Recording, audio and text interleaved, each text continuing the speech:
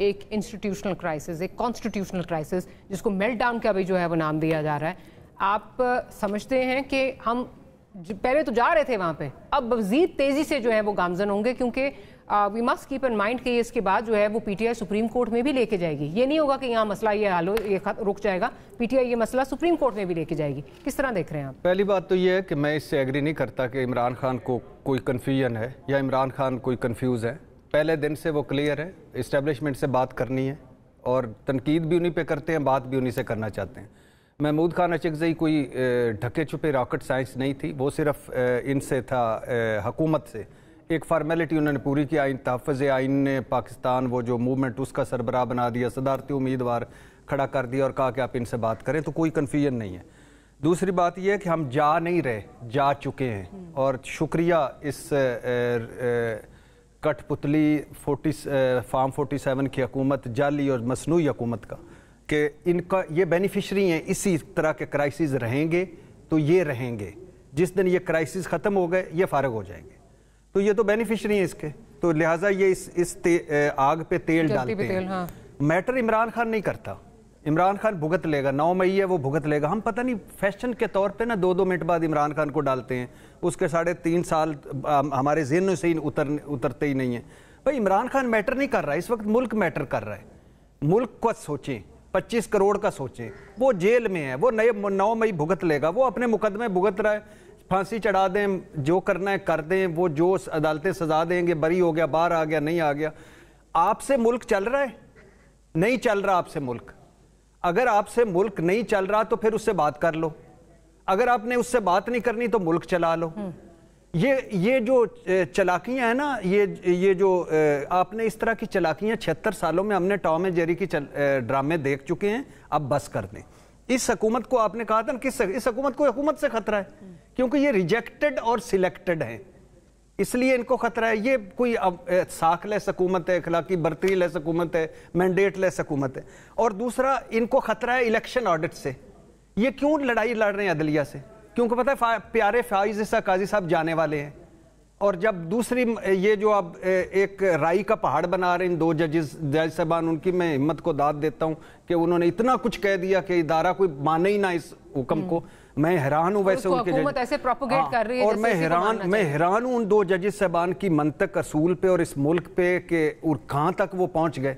8 जजेस दूसरा फैसला दे चुके हैं उनके ही, और ये दरमियान से। खैर वो तो एक अकलीती, इस पे क्या अमल होना है। तो हुकूमत को खतरा है इलेक्शन ऑडिट से कि कहीं इलेक्शन ऑडिट दरखास्त पड़ी हुई वो ना हो जाए।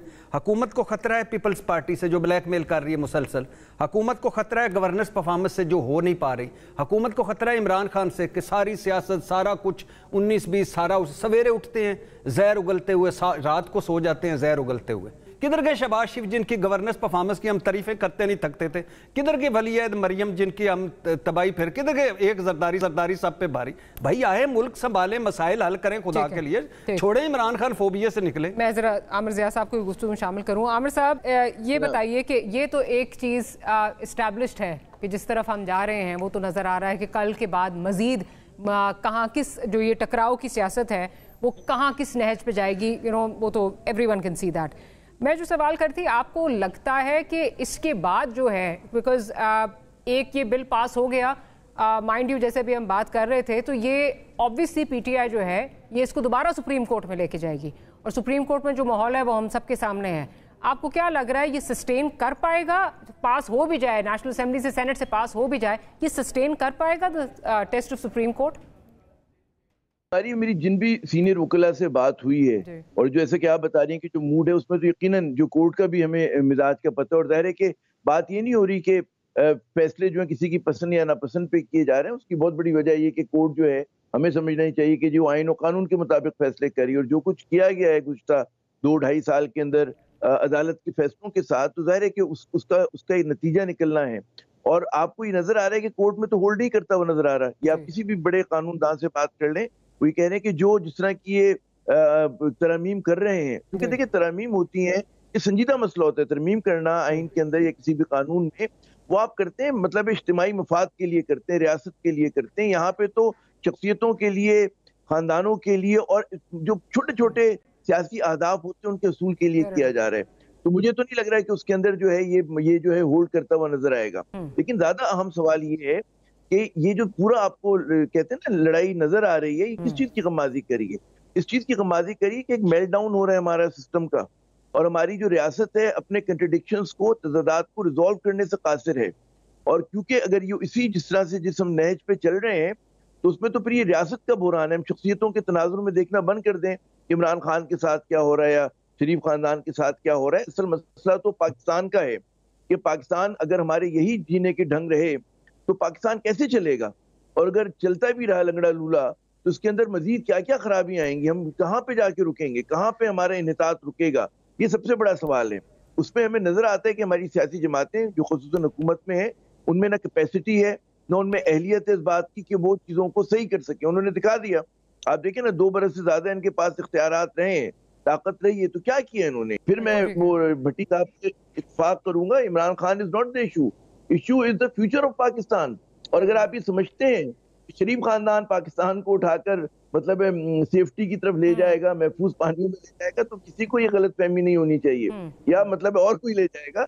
इस पार्लियामेंट को नजर आ गया आपको इन्होंने क्या किया। इनकी बजट साजी देख लें, दुनिया कहती है कि जनाब आराम, आप जो जितना बोझ आपने अवाम पे डाला, अगर आप किफायत शारी करते, बेल्ट टाइटनिंग करते, सिंबॉलिक करते, आप कहते जी हम 1300 सीसी की गाड़ी में आ रहे, जमात इस्लामी बिल्कुल ठीक कहती है, जाए छोटी गाड़ियों में, आप गरीब मुल्क के हुक्मरान है, किसने आपको हक दिया बड़ी बड़ी गाड़ियों में बैठने का, सूट पहनने का? अंग्रेजी मतलब है आप वो जो एयर कंडीशन चला के बैठते, करें खर्चे कम आप, लेकिन ये नहीं कर रहे।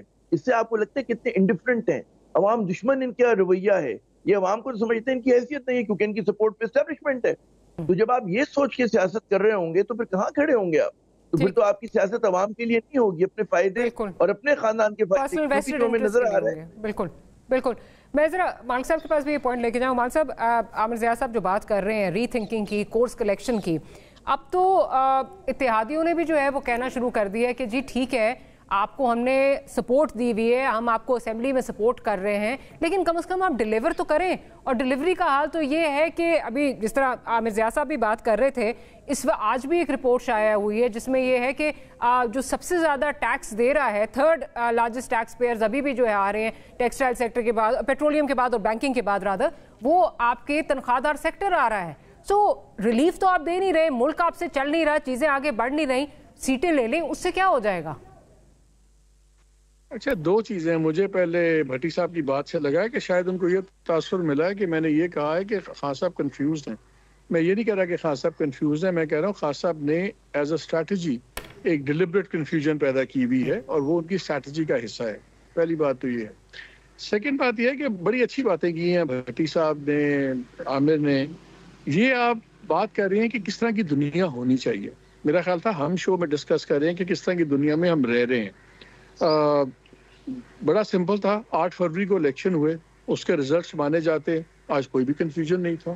खान साहब की गवर्नमेंट बनती, वो खुद ही लोगों को जवाब देते, अच्छा बुरा जो भी करते, लेकिन वो नहीं हुआ। क्यों नहीं हुआ? इसलिए नहीं हुआ कि हमारे मुल्क में इदारे नहीं हैं, हमारी पॉलिटिकल पार्टीज भी इदारे नहीं हैं जो सारी जमहूरियत लगे हुए हैं। क्या पीपल्स पार्टी जमहूरी पार्टी है? आपको नहीं पता कि आज से 20 साल बाद भी उस पार्टी का लीडर कौन होगा, प्राइम मिनिस्टर कौन होगा?